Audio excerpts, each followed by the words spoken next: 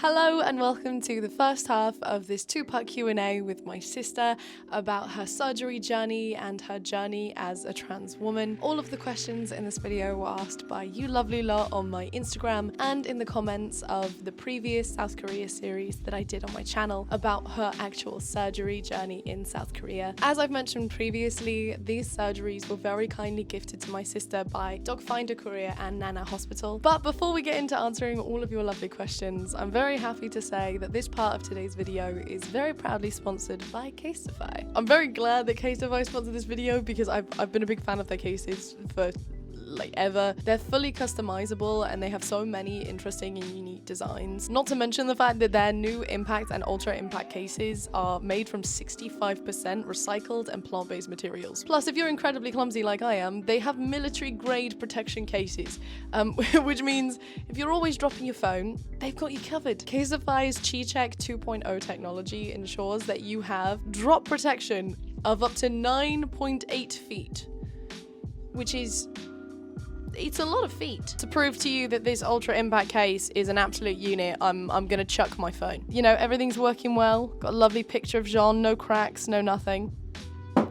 But look, it's absolutely fine. Everything is exactly as it was. Plus, their cases are 5G compatible and have wireless charging. They have so many different colors and designs to fit whatever your personal style is, and there's so many customizable options. For example, I got this fully biodegradable case with an Ellbat motif on it, and I also got the same kind of design, but on a clear ultra impact case. Look how cute! And as a little added bonus, Casetify's impact and ultra impact cases are 100% BPA free. They're 100% non-toxic and non-hazardous. And their cases have Defensify, which is an antimicrobial coating that kills 99% of bacteria that sticks to your phone surface. They make great gifts for friends or family. I got this little spaceman dude for Jean. Plus, Apple have just released the iPhone 13, so if you are planning on getting it, I recommend you get a Casetify case. Because imagine paying all that money for a phone and your case doesn't even protect it up to 9.8 feet drops. You'd look a fool. So if all of this looks fun and fruity fresh, go to casetify.com/Ellbat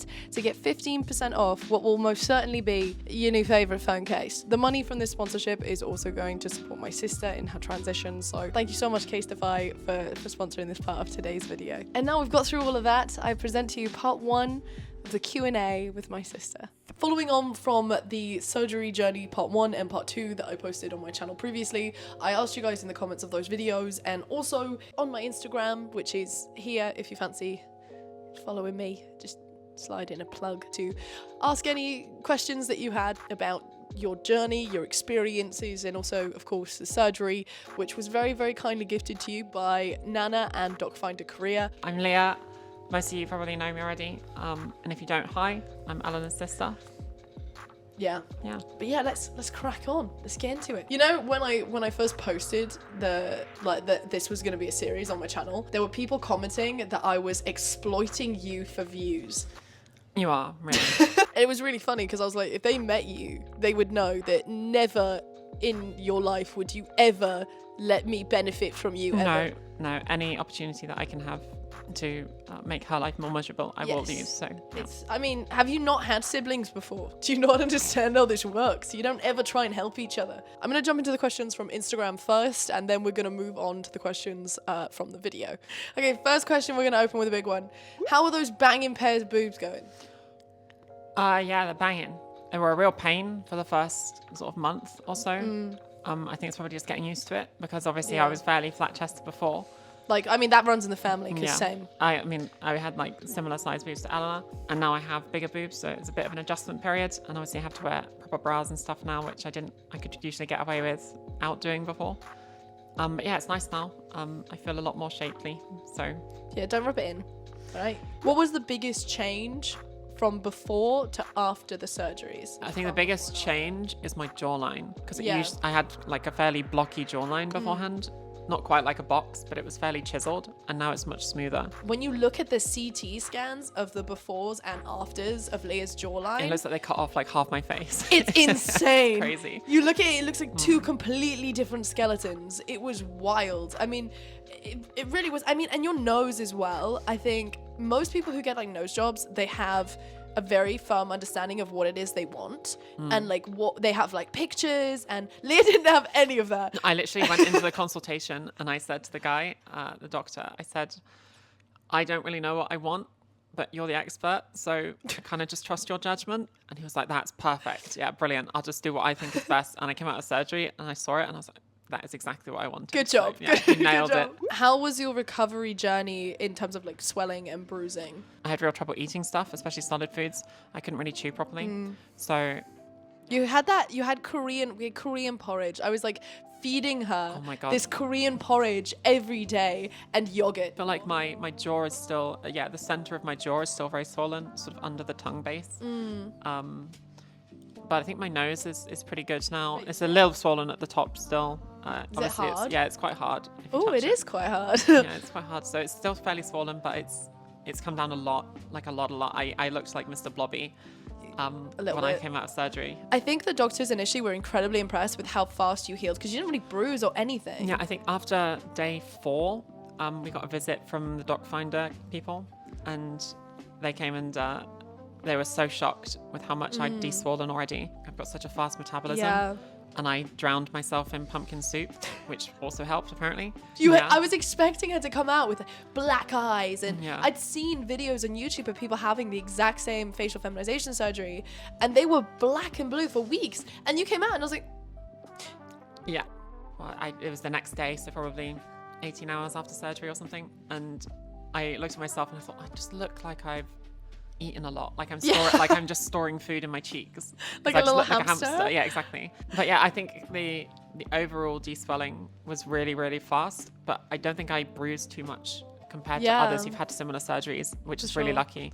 There were a couple of comments asking about the Adam's apple particularly, because you have quite prominent Adam's apple. It's hell. And a lot of people were very confused because they thought that was part of facial feminization surgery. It depends on who you go to is the actual answer. Surgeons at Nana didn't offer a tracheal shave. And that's because you also had a breast augmentation. Yeah. And because Leah had opted to have a breast augmentation and facial feminization surgery, the surgery time was getting very long for one session. A longer surgery time, obviously, it's increased risk. And so it's also quite a risky surgery to have. Yeah, it's one of the nastier ones to have in terms of risk.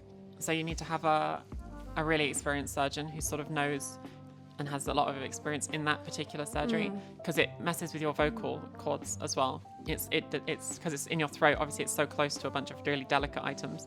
So you want to make sure that it's done as sort of a standalone thing. That's my philosophy on it, at least. I just want someone to dedicate time to just that and just make sure they get it right. Why didn't you choose to get surgery done in the UK? Does the NHS not cover it? And if it did, would you have preferred to have it done in the UK? Okay, so there's several answers to this one question. The NHS is fantastic, but it fails trans people. It does. And the reason that it fails trans people is that I went to the doctor for the first time saying, I think I'm trans. And they said, okay, well, we'll book you in with the gender identity clinic.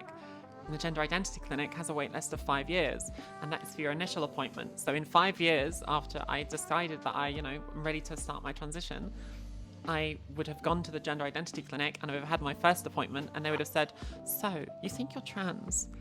And that's 5 years down the line after I've already come to terms with everything. So it's completely unacceptable. And then after that, there's a wait list for surgery, which can go up even more years. So, top surgery is just something which is very rarely offered. It's offered in extreme cases. And the reason for that is because a lot of people were asking in terms of like hormones. Leah's been on hormones for a while now. Like, you can't really get facial feminization surgery and a breast augmentation, for example, if you aren't on hormones. The HRT, it does grow breast tissue, but it depends very much on your genetics and when you start HRT. And we've got awful genetics. I have no boobs. I don't understand this. We have boobs. Where are mine? Yeah. Where are mine? And so we really Leah, got shafted. Yeah. So Leah, when she started HRT, there wasn't really much of a hope in hell for you, babe. I'm gonna be honest. There was no chance.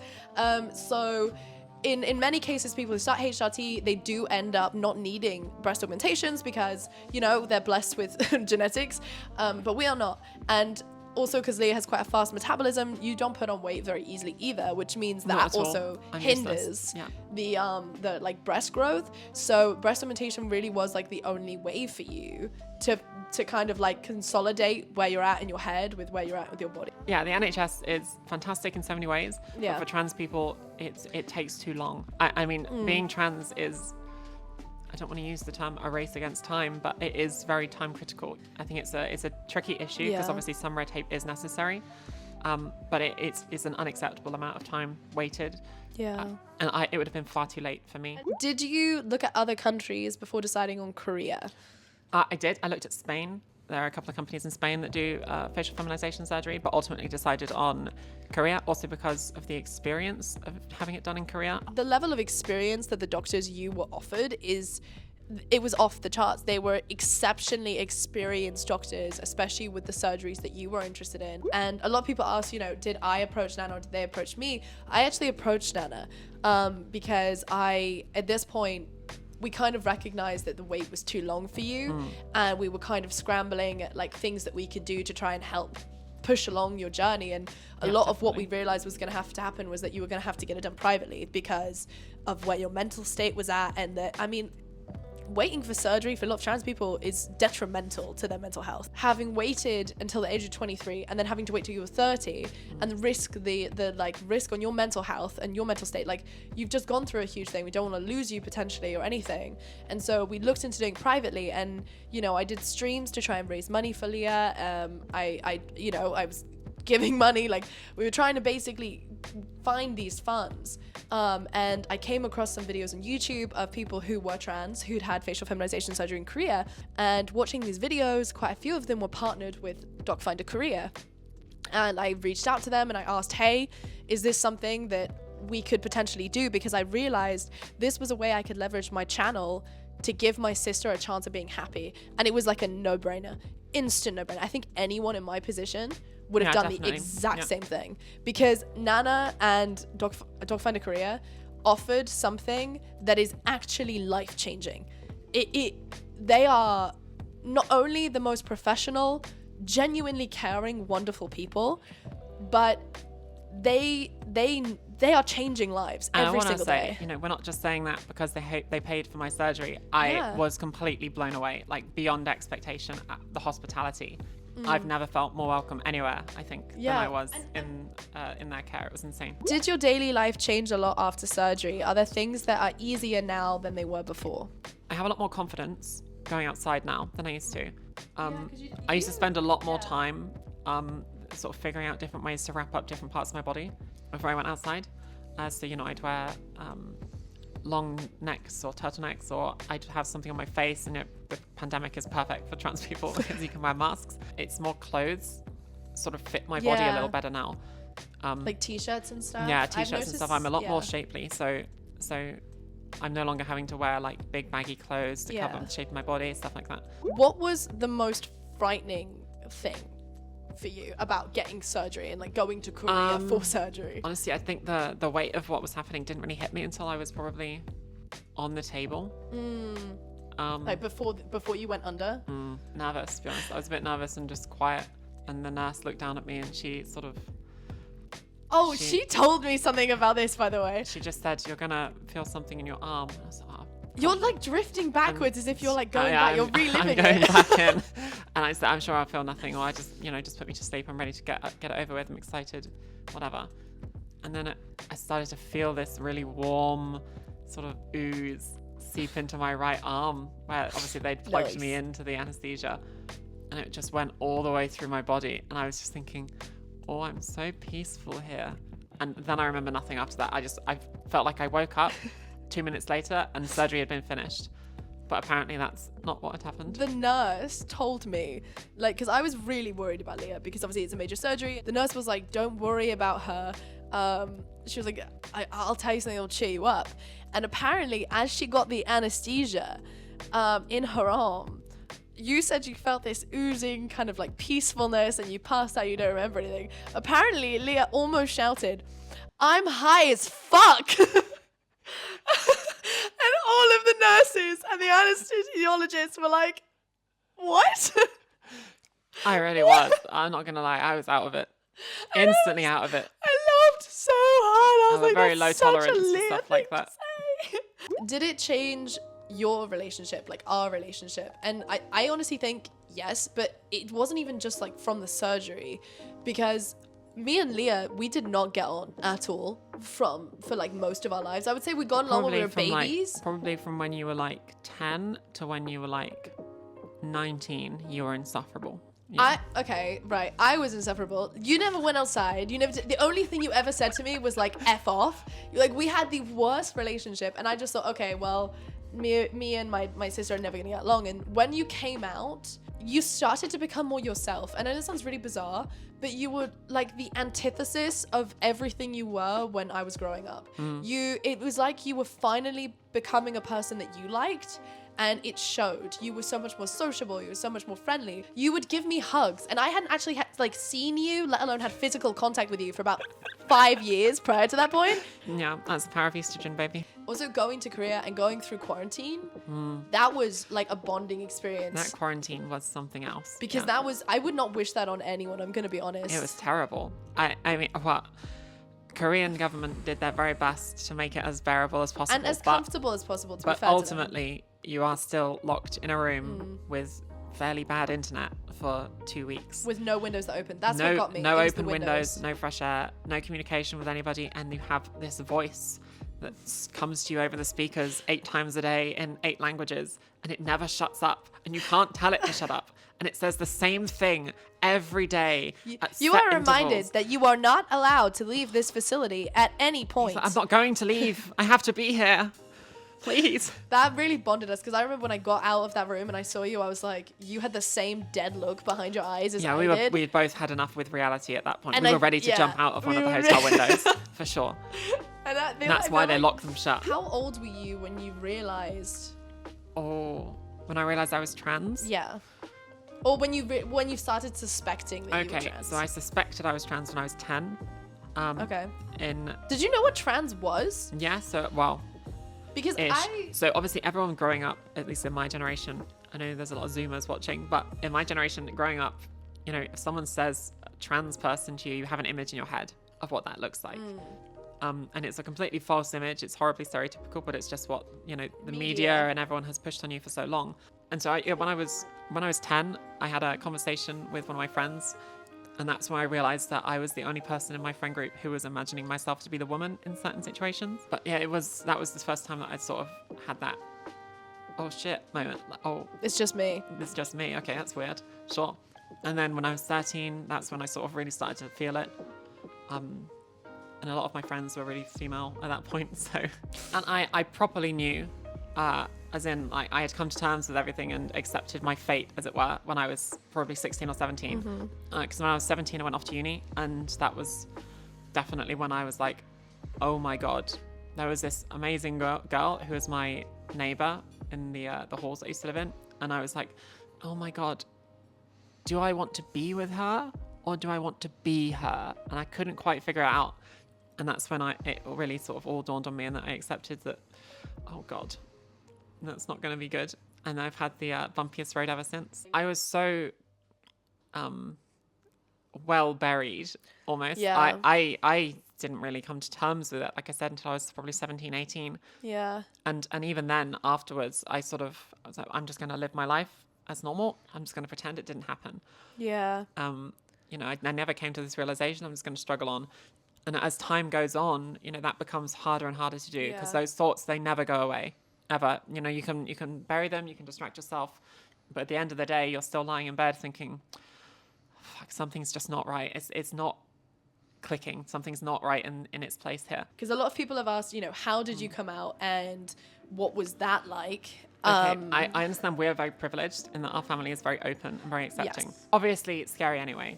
I mean, if you're LGBTQ, regardless of how open or accepting people are around you, it's obviously terrifying. And it's even more terrifying if you're not sure if they're accepting.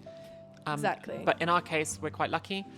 So I came out by essentially just telling my mum that I'm going to go and see the doctor about gender dysphoria, because I've had it for a long time and I'd like to sort of formally start a transition.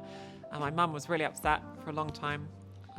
probably about a week, 2 weeks. That's not really a long time. Babe. Okay, for her, that's a long time. Yeah, for mum, that is quite well. So, and, you know, she was terrified to tell my dad. You know, because she was so upset. And just to make it clear, my mum is not transphobic. It's just... If you're a parent and your child comes out as trans, it's like an admittance of the fact that they're going to have a really hard life. Because it's not easy. I mean, it's getting easier, but it is not easy. And especially being a trans woman, it's legally, like, you can legally kill Leah in like multiple countries around the world. Even in the US, there's a thing called the trans panic defense. And so once you told mum and mum told dad, and dad thought that you had cancer or something. He said, thank God, because he thought it was cancer, and that would have been so much worse. He just said, so what? And that was, I think, so shocking for a lot of us, because we always thought that my mum would be the one that would be like, so what? Whereas I think because my mum is such an emotional woman, I think she understood the larger implications of what your life could be like as a trans woman. And I think that made her so emotional, because she knew that you were opening yourself up potentially to a life of ignorance, of people hating you without even knowing you. Whereas my dad was like, I don't care. And she was right, for the record. There are a bunch of people who hate me and they've never met me. You are literally just hating on another human being for no damn reason. It doesn't impact your life. I was actually the last to find out, by the way, that Leah was trans. And I'm the only LGBTQ person in our family. I was in Liverpool at the time with Jean. We were about to go to the gym. And I got a phone call from Leah, which was really weird because, like I said, we literally never spoke, ever. And I answered the phone and you were like, hey, and I was like, are you okay? I didn't even say hi. I just thought something had happened. I thought the house was on fire. I was like, why the hell are you calling me? And you went, yeah, I've got something to tell you. And I was like, I'm gay, lol. I think you said I'm trans. And just, there was this awkward silence of about like 15 seconds where I was like, I looked at John and I was like, is this a joke? And I asked you like 4 times. Are you kidding? No, you didn't believe it at all. No, because I all those years of acting really paid off. I know. Like, I've got a gay trans sister. Like, it's outrageous. Together we make a bacon, lettuce, tomato sandwich. The ultimate BLT! But I was just really confused because you had kept it so unknown for your entire life. Usually there are signs, and I don't think we had any signs. And I mean, I think you tried to like kind of appease us in that way, that you were like, let's slowly change the pronouns and let's do everything really gradually, because I think you didn't want it to be like an ambush of like, everything has to change right now. And that's, you know, it's unrealistic to expect everything to change instantly. If you've been one way for over 2 decades, you know, it's going to be gradual. There's so many questions. Oh God, there are hundreds. There are literally hundreds, but a lot of them are very similar. Are you happy with how your surgeries turned out? So far, yes. Obviously, there's still a lot of deswelling to go, but so far, I'm very happy with it. I think it's coming into place quite nicely. First few days, absolutely not. I was terrified. I thought I was going to remain a hamster for life. Yeah, you were a bit nervous. Yeah. And I kept being like, Leah, it's just the swelling. Don't freak out. It's just the swelling. It did come down a lot very, very quickly, which is brilliant. And I'm very happy with where it's sort of settling now. You can actually go and watch on Nana's YouTube channel them actually cutting up Leah's face, which... Don't do it. But it is there if you want it. It's disgusting. I haven't watched it. No one's watched it in my family because it's actually vile. But if you were curious about medicine and you want to know how these things work in more detail and you don't get easily spooked by blood and surgeries, it is something that you can watch. And I think that that's really interesting as well, because being able to capture that entire thing. I wonder if the doctor speaks, you'll fall asleep watching the video. This is true. It's like ASMR. If that man opens his mouth, like, it's gonna be whew. But it is like amazing that we were able to chronicle this journey, not just from, you know, before to after, but also during. So what is the next step in your transition journey? Do you want to have more surgeries, or are you quite content with where your body's at? Because some trans people, non-binary people, just having top surgery is enough, or having facial feminization surgery is enough. Every trans person is different, and you're not any more or less valid as a trans or non-binary person if you fully medically transition or partially, or you don't at all. You're still valid as you are. It's just what you as a person are comfortable with. So open valid the floor. Bestie. Valid bestie. Immediate next step for me is looking somewhere to do a tracheal shave surgery. Yes. Obviously, you guys have seen my Adam's apple. It's a hellscape. It's very, like, I mean, even... It's like a full isosceles triangle coming out of my throat. I could definitely do Pythagoras on that. Oh, like, for sure. Yeah. Usually after a tracheal shave, you'll see some kind of change to your voice as well. So I'm just sort of on the lookout now for the best place to do it, I guess. But is that all you want done? You just want the tracheal no, shave? So obviously there's bottom surgery as well. It's a big stopping point for a lot of trans people because the wait lists are just insane on the NHS. I mean, you're looking at 8 years. Easily. Like minimum. I wouldn't get it now until the mid-30s, which is just not an option. So I'm saving a lot of money, but it is a lot of money.